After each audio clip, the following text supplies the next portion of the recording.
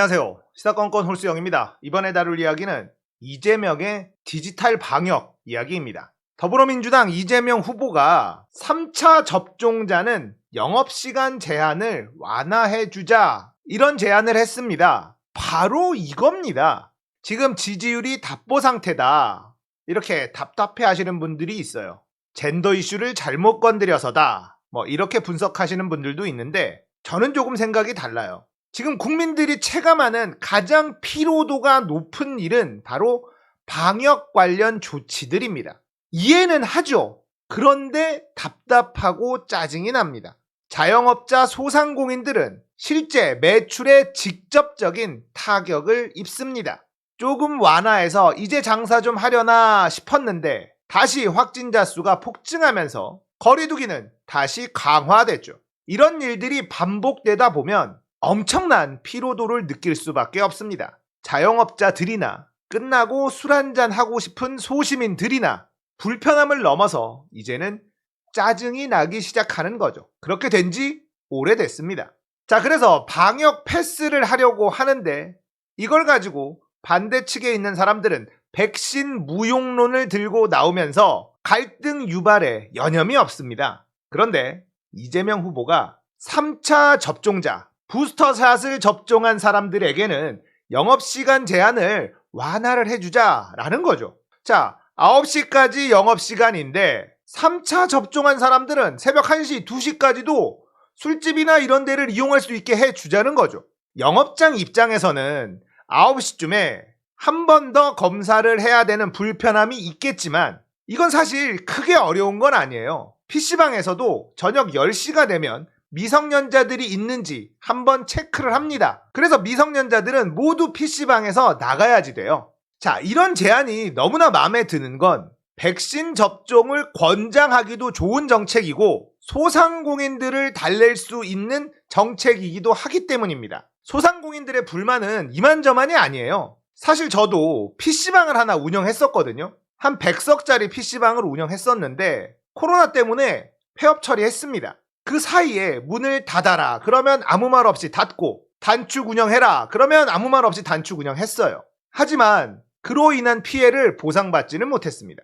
소상공인들이 국가가 시키는 대로 영업시간도 단축해주고 문 닫으라 그러면 문 닫고 다 했을 때 이것에 대한 피해 보상을 국가가 어느 정도는 해줘야 되는데 그걸 지금도 제대로 못해주고 있죠. 소상공인 지원을 위해서 추경안 같이 논의하자 이재명 후보가 얘기를 해도 윤 후보는 묵묵부답이죠. 자신이 말 꺼내놓고 같이 만나서 얘기하자 그러면 안 한답니다. 누가 국민을 위하는 대통령 후보일까요? 지금 민주당을 보고 있으면 후보밖에는 보이질 않습니다. 이번에 민주당에서 종이 공보물을 만들지 않겠다. 혼자만. 환경을 위해서 스마트 선거운동을 하겠다. 이런 말 같지도 않은 아이디어를 좋다고 내놨습니다. 인터넷으로, 온라인으로 그렇게 하면 된다. 종이 공보물을 만드는 건 환경 파괴다. 이런 건데 이걸 누가 알아줍니까? 이런 거 했다고 와 이재명 후보 참 좋은 후보다. 민주당 참 좋은 정당이다. 이래 줍니까? 정보 접근성이 매우 취약한 계층도 분명히 존재합니다. 그들에게 한 명에게라도 이재명 후보가 얼마나 좋은 후보인지 알려야 되는 것. 그게 민주당이 해야 되는 선거운동 아닙니까? 종이 공보물을 안 만들면 뭐가 이득이죠? 어떤 점이 이득입니까? 도대체 선거에서 어떤 이익이 오냐고요? 표가 더 생기나요? 선거는 한 표 차이만 이겨도 이기는 거예요. 그런데 무슨 쿨병에 걸린 인간들처럼 종이 안 만들면 쿨하잖아, 멋있어 보이잖아, 우리는 환경을 생각하는 미래지향적인 정당이잖아. 누가 알아줍니까? 아무도 안 알아줘요. 민주당의 이 수박들이 하고 있는 구태정치, 이걸 안 하면 미래지향적인 정당이 되는 겁니다. 종이 공보물을 만들지 않는 것으로 마치 멋지고 세련된 이미지를 얻으려고 한다면 그건 정말 큰 오산이에요. 누구 머릿속에서 나왔는지 진짜 궁금합니다. 한 명의 표도 귀한 상황. 이런 상황에서 그런 아이디어를 낸 사람은 적이에요, 적. 선대위에서는 삽질을 하고 있고 후보가 열일하면서 억지로 표를 한 표 한 표 가지고 오고 있습니다. 도대체 민주당은 왜 이러는 걸까요? 정청래 의원 탈당을 요구하는 목소리가 나오고 있고 종이공보물을 안 만드는 걸 좋다고 멋있다고 이야기하고 있고 페이스북을 보니까 김남국 의원은 절규를 하고 있더라고요. 김남국 의원의 목소리마저도 선대위에 전달이 안 되고 있다는 뜻입니다. 이런 상황에서 시민들이 목소리 터지게 외쳐봐야 선대위에 전달이 될까요? 정말 너무 답답합니다.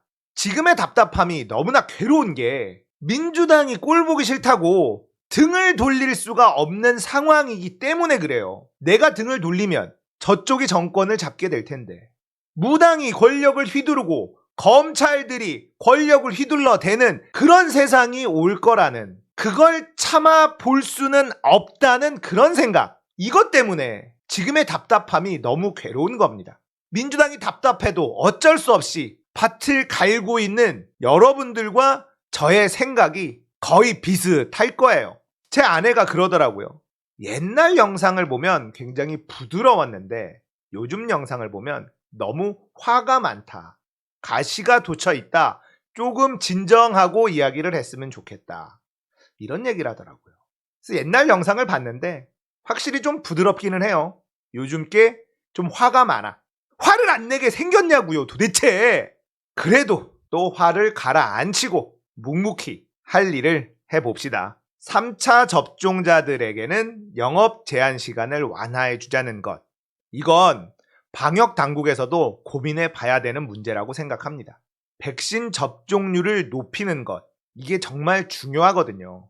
유럽은 백신을 안 맞은 사람들은 대부분 코로나에 걸려버렸어요. 한 2천만 명이 코로나에 걸려버렸습니다. 우리는 그럴 수가 없어요. 지금까지 너무나 잘 관리해 왔기 때문에. 자, 이 감염병을 돌파하는 방법은 두 가지입니다.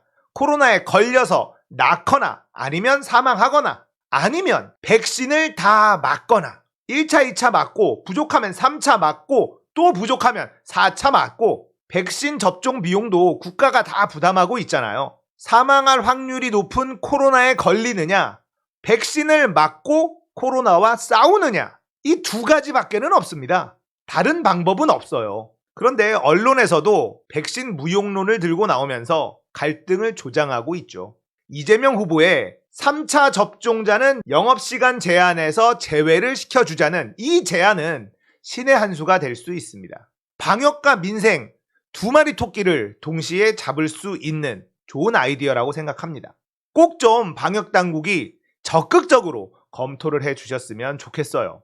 공감되셨다면 구독, 좋아요, 알림 설정 부탁드릴게요. 감사합니다.